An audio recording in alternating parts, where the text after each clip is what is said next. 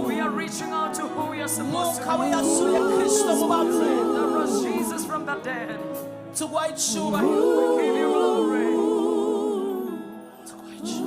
We give you glory. We give you glory. We give you glory. Spirit of the Father, thank you for its seal that reveals the Lord, that we may see him as he is, that we may touch him, that we may see the rock from which we were dug. Thank you for revealing and taking away the curtain that we have on our eyes. Thank you for healing. Thank you for deliverance. Thank you for rebuking. Thank you for raising us. Thank you for taking us from ashes. Thank you for taking us from the miry clay. Thank you for filling our hearts with praise. Thank you, Lord. We give you glory. We celebrate you. In Jesus' name. May I hear amen? Can I hear amen? Talk to 3 people and tell them I'm in the journey of transformation. I am becoming the one that Jesus wants me to be like. And get seated in the presence of the Lord. Ooh, thank you, Jesus. I welcome you to the presence of God. I welcome you to the presence of the Almighty God. I welcome you to a phase and a corner where nothing else can block us. Have you heard what I said? You have come to a corner where sickness cannot hinder you. Have you believed it? hari abafite uko kwizera bavuga ngo pastor ndabyumva neza nibyo ntarasingira ndabyumva ko ndimo ndabisingira. And you're saying I am reaching out even to the things that I've not yet touched. Oh yes, ndebera uri buryo n'ibumoso umubwire ngo hawe ikaze muri Grace Room. Tell your neighbor on the right and the left, tell them you're welcome to Grace Room. Mubwire ngo iri ni itangiro ry'umunezero wawe. This is the beginning of your joy. Amen. Ubivuze gahoro ntabwo abyumvise. Shout it louder. Nabyumvise ko atabyumvise. Come on, speak to them so they can hear. Kubita kubitugu mubwire ngo uri mu itangiriro ry'umunezero wawe neza. Tap them and tell them you're in the beginning of your joy. Mubwire ngo aho ipfundo niho ririmo rirapfundurira. This is when the Lord is removing everything that had been blocked. Ntacyo umwanzi yapfundika. There is nothing that a devil can tie that the Lord cannot untie.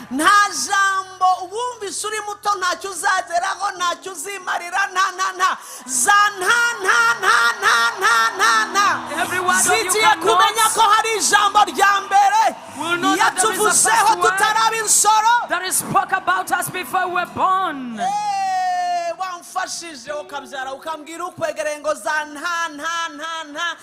Tell your neighbor that the things of you cannot. Forget about that.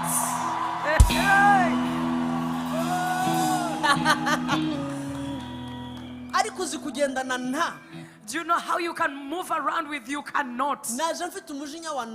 I came with an anger for you cannot. You can't. No. You won't. You won't. No. You will not. You can't.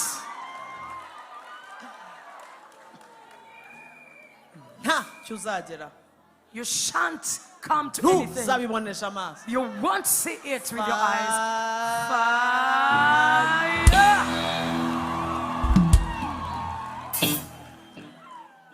mbwira ukwegereza nta nto nte mpe. Tell your neighbor that you can't, you won't, you shan't.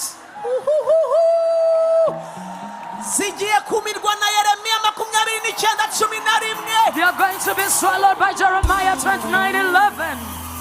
Nzibyo nibwira kubagirira. I know the plans that I have for you. Ni byiza. They are for good. Kugira ngo mbare mu mutima wibiza. That I may take you to an expected end. Umva. Listen. Ikivuga ngo nta. Whatever is saying you cannot, you won't, you shan't, ntabwo kigeze kireba icyo afite. has never seen what the Lord has for you. Nzibyo nibwira kutugirira. Nta muntu n'umwe uyizi, ivugwa n'Imana gusa kuko niyo ifite ikiri imbere. I have got a plan for you. It's only said by God because He knows what is ahead of you. So ikiri imbere, Whatever is abavuze ahead, nta. whoever said you will not, No. you can't, Nti. you won't, Wibarenganya. do not accuse them. Barareba kugera uyu munsi. They are seeing up to where you are right now. Baragarukira. Umva. Baragarukira kuri raporo bafite y'uyu munsi. They can speak up to the report that you have today. None se urabarenganyiriza iki? Niho amaso yabo nta. That is where their eyes are seeing that you cannot. Ntacyo uzi ese ubundi ese They are saying you cannot. no. You will not. Zigeza ku. You shall not achieve. Ntuzigera ukira kubera ko. You will not get wealthy because Ntuzigera ukira ni you will wize not be no. healed. You will not get wealthy because you did not go to school. Ntuzashaka. You will not get married Iwanyu ntibashaka. because at your family they Bagakwiziko don't. iryahe. Who's Babaze cooking ngo stone? Imana nkorera ntaziko igira mu ijuru. Tell them our God does not have cooking stones in heaven. Habaye igicaniro kivuga ngo ibyo nibwira kubagirira ni byiza. There is online altar that says, I have got good plans for you. Ngiye gusoreza ndebera abantu bane uhagurutse neza. Stand up and talk to 4 people. Nabyumvise ko hari abantu uyu mugoroba bazanye za nta no no. I felt in my spirit, there are people that came with you will not, you cannot, you shall not. Byibuze tera intambwe ubwira abantu batatu ntabwo uzi ibyo yicaranye. Take 3 steps and talk to 3 people you don't know what they're carrying. Yaradepoje ahantu hatandukanye nu They gafite employed and nu said, zakabona no, nu you will not get ragerere a job. nu You yererere won't. nu We zabyara cannot. nu You will not produce. nu zarutinda mu rwo rugo You will not stay marriage forever. ndebera abantu bano babwira ngo Imana iravuze ngo za ntanto irazimize. Talk to 4 people and tell them you want, you can't, you shall not. God has swallowed them.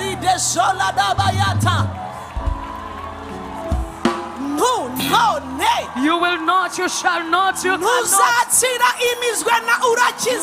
You shall not be healed, has been swallowed, but you have been healed.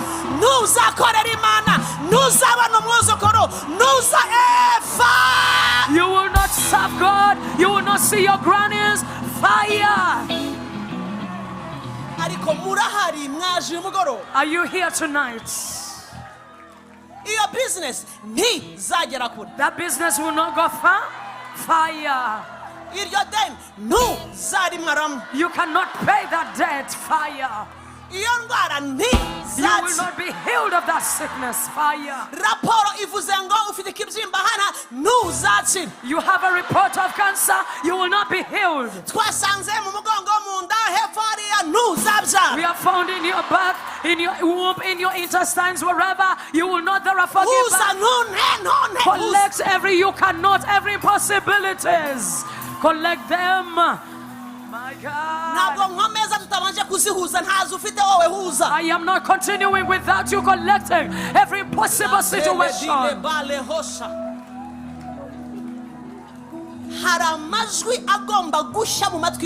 There are voices that have to get burnt in your ears. ntuzarera abana bawe, You will not carry your children. huza se, Please correct everything that says you cannot. ntuzarwubaka urwo rugo, ntuza.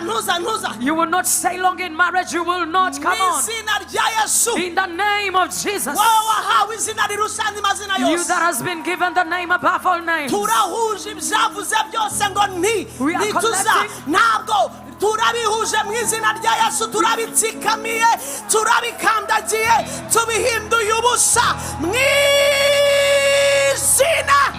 We are collecting everything that told us that is impossible. We are overcoming it. We are trampling over it in the name of Jesus.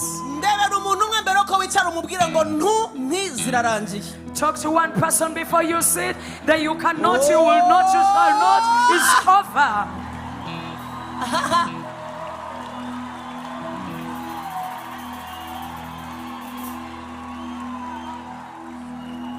Iyicarira Imana ibaha umugisha, murabyizeye? Get seated, do you believe? Zibyo nibwira kubagirira si bibi, ahubwo ni byiza kugira ngo mbare mu mutima w'ibisaza n'abakunda. Ngaho mugende mubwira abababaye, murize abakomeretse,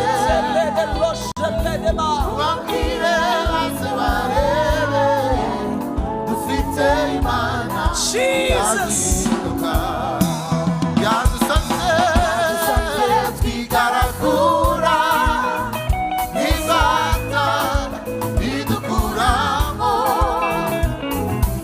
iratweza iratubabarira, ikiruta ibindi idusezeranya ubugingo. Sibyo nibwira kubagirira si bibi, ahubwo ni byiza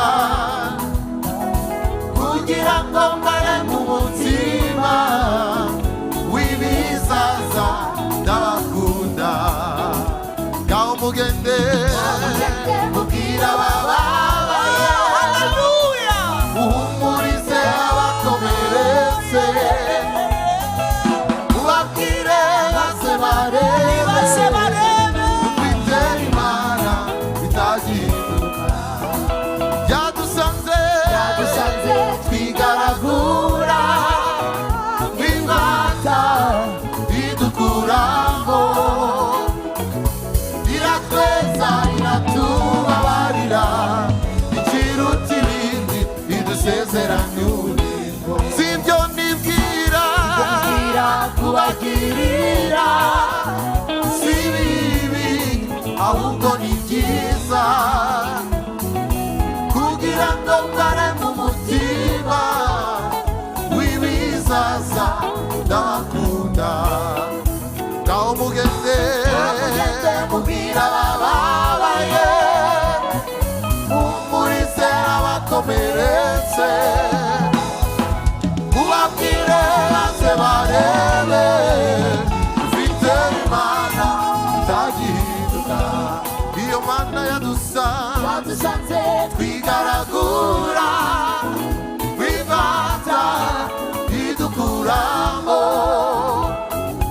iratweza iratubabarira, ikiruta ibindi isezeranya ubugingo. Hallelujah. Hallelujah. Imana ibaha umugisha, Imana ibaha umugisha. The Lord bless you very much.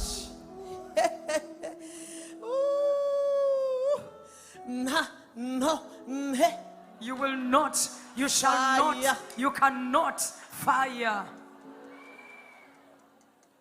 nje numva icyo kintu kinzonga mu matwi, kandi iyo bije gutyo mba nzi ngo hari ahantu Imana yarebesheje imbunda.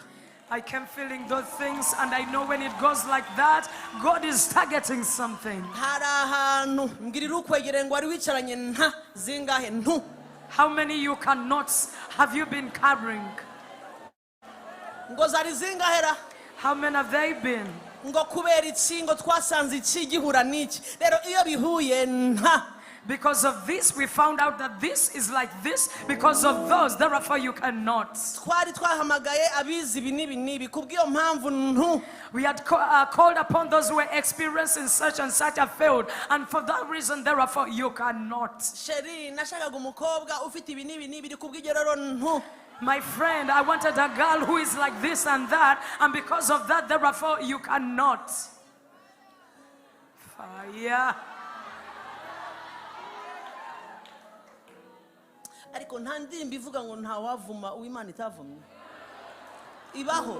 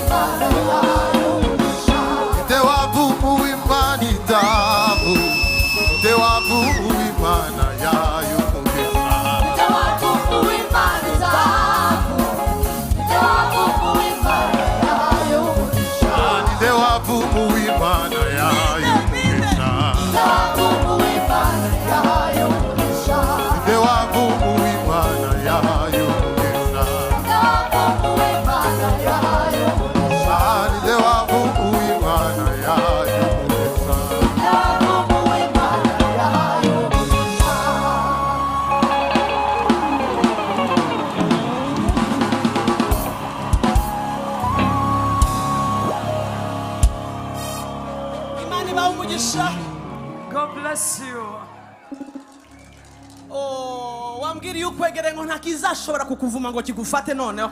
Tell your neighbor there is no curse that can get stuck over you. Nituvumika. We cannot be cursed. Nanivuze ngo nituvumika. We cannot be cursed. Twambaye apana antibal. Twambaye antivuma. We are not putting on a bulletproof. We are putting on an anti-curse. Umuvumo uraza ugakubita pyu swata.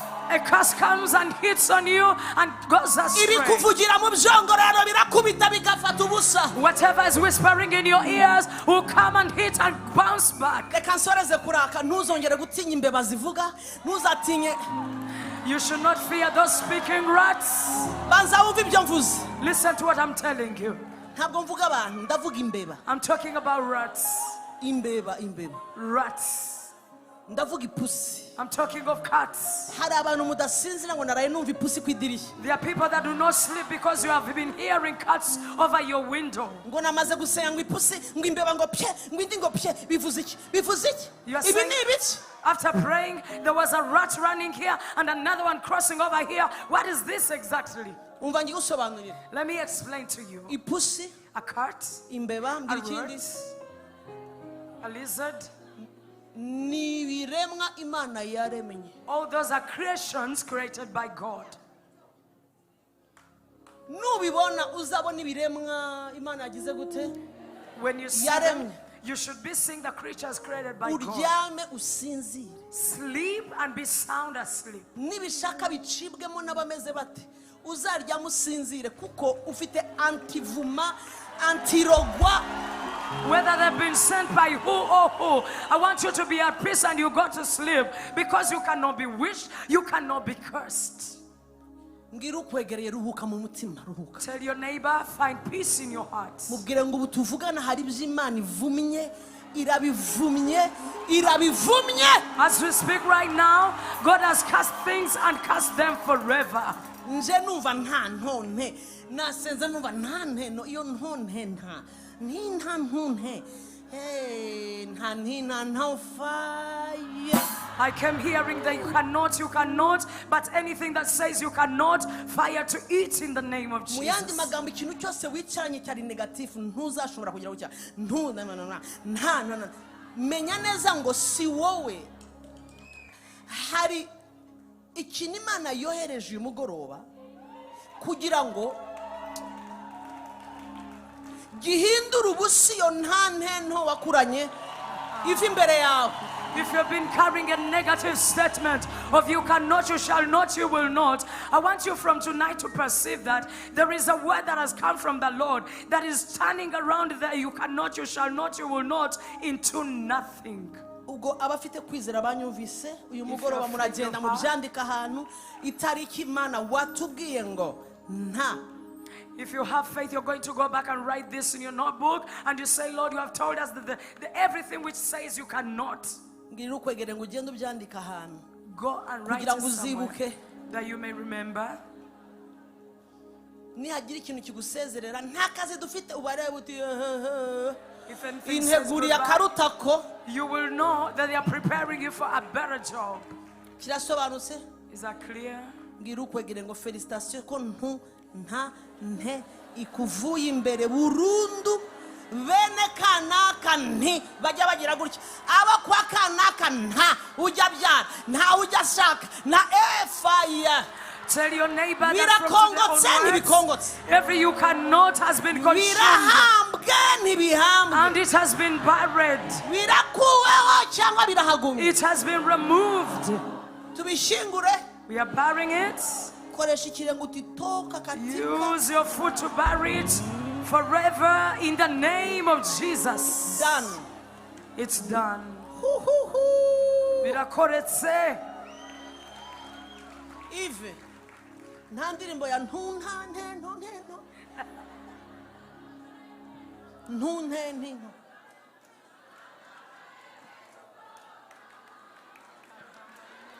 noneho ndatangaye naba muri grace room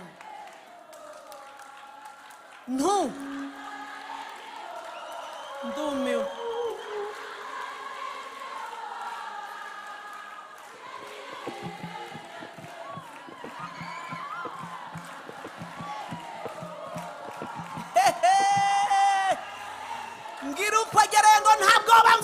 Tell your neighbor, I'm not afraid. Touch at your neighbor and tell them that you want, you cannot zunguza fire. ukwegera umubwire ngo kuva uyu munsi Check nino your neighbor. From tonight, you cannot, you will not, you shall not fire. You cannot, you shall not, you will not. muzunguza bimuvemo bya Shake them. Let every impossibility jump out of them.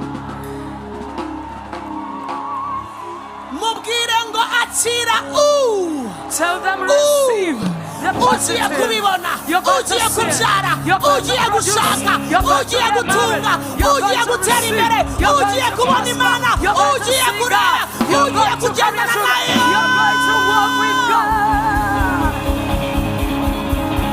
Lepolegeya sotelele ari kuri Imana Yes, you are God.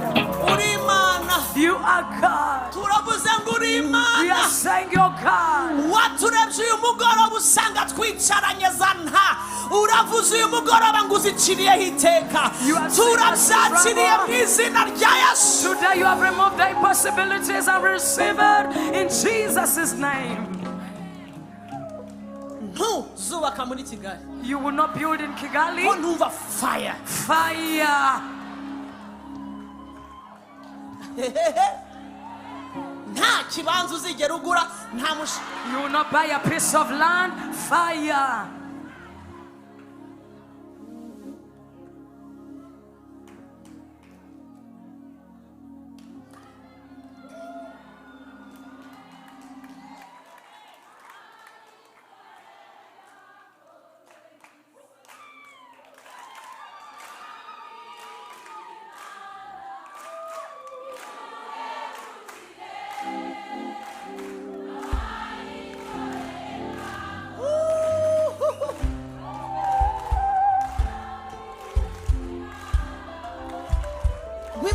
wimuhemukire nawayikoreye ngo akorwe n'isoni amarira